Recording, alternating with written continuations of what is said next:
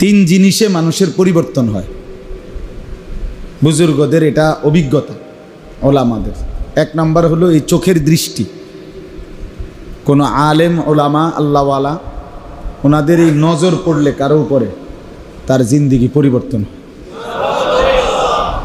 দিন হোতা হ্যাঁ বুজুর্গোं की नजर से पैदा। দুই নাম্বার হাতের স্পর্শ দ্বারা পরিবর্তন হয়। মাথায় হাত বুলায় দিছে, চেহারায় হাত বুলায় দিছে, মুছে দিছে, বিনিময়ে দেখা গেছে জিন্দিগি বদলায় গেছে। দাড়িবিহীন মানুষ দাড়িওয়ালা হয়ে গেছে। মানে দিলের মধ্যে একটা জিনিস লাগছে যে আরে হুজুরে আমার এইভাবে আদর করে দিল, যা ছেড়ে দিলাম নাফরমান। এর দ্বারা অসংখ্য মানুষের পরিবর্তন হয়। আরেকটা হলো হৃদয়ের উত্তাপ, মানে দিলের দরদ, দিলের ধারকান, অন্তরের নড়াচড়া।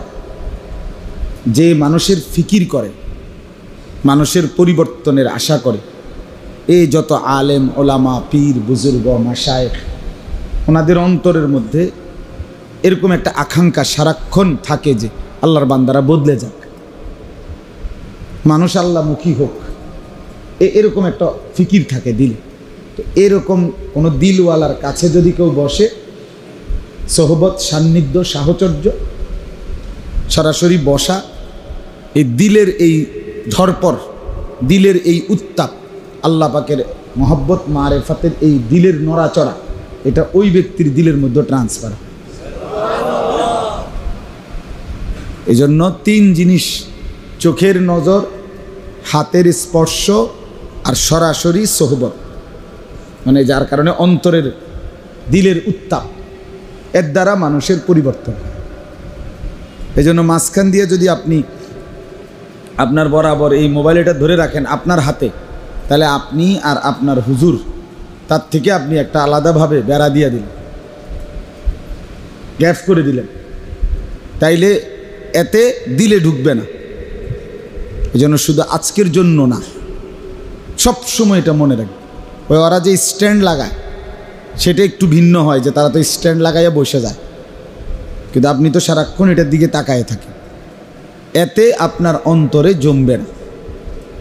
এই জন্য সব সময় যত বড় ওয়াইজি হোক আপনি শুনেন, আপনি বদলাইলে একটা জাতি বদলাবে, একটা ঘর বদলাবে। আপনার পরিবর্তনের দ্বারা, আপনার আহাজারি দ্বারা, আপনার হৃদয়ের উত্তাপের দ্বারা আল্লাহ তাআলার আরো বহু বান্দা বদলে যাবে।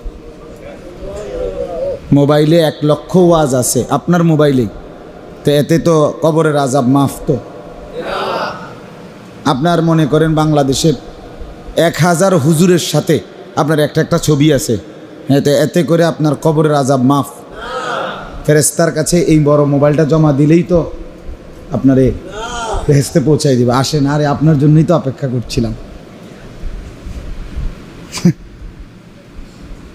এই জন্য বাপ, দয়া করে আন্তরিকতা নিয়ে, মনোযোগ দিয়ে, দিল দিয়ে আল্লাহর কথা শুনুন। যিনি বলুক, জুমার বয়ান, এরকম ইসলাহি মজলিসের বয়ান যখনই হয়, আপনি যদি মনোযোগ দিয়ে আন্তরিকতা নিয়ে চোখের দিকে তাকাইয়া শুনেন, ধীরে ধীরে শুনতে শুনতে শক্ত পাথর, তার মধ্যে ধারাবাহিক পানি পড়তে পড়তে বৃষ্টির ফোঁটা, পাথরও একসময় ছিদ্র হয়ে যায়, পাথরও একসময় ছিদ্র। আপনার আমার দিল তো পাথর না, এটা একটা গোশতের টুকরা। আল্লাহ নবী সাল্লাল্লাহু আলাইহি ওয়াসাল্লাম বলছেন, মানুষের কলব, মানুষের অন্তর, এটা কি পাথর? না না, মুদগা। আলা ওয়া ইন্না ফিল জাসাদি মুদগা। নবী সাল্লাল্লাহু আলাইহি ওয়াসাল্লাম বলেন, দেহের মধ্যে একটা গোশতের টুকরা আছে ভিতরে, ইজা সালাহাত সালাহাল জাসাদু কুল্লু, ওইটা ঠিক হয়ে গেলে পুরা দেহ ঠিক। বা ইজা ফাসাদাত ফাসাদাল জাসাদু কুল্লু, ওইটা নষ্ট হয়ে গেলে পুরা দেহ নষ্ট হয়ে যায়। আলা ওয়াহিয়াল কলব, শোনো, সেটাই হচ্ছে কলব। তাহলে কলব, অন্তর, দিল, এটা কি পাথর? না, গোশতের টুকরা। তাহলে পাথর যেখানে ধারাবাহিক বৃষ্টির ফোঁটা পড়লে ছিদ্র হয়, আপনার দিল ছিদ্র হবে না কেন? আপনার দিলে ঢুকবে না কেন? আপনারটা তো পাথর না। বদলাবে ইনশাআল্লাহ, হতাশ হইতে নাই। কি হইতে নাই? হতাশ। মোমেনের জন্য হতাশা কুফরি। আজকে এক মাদ্রাসায়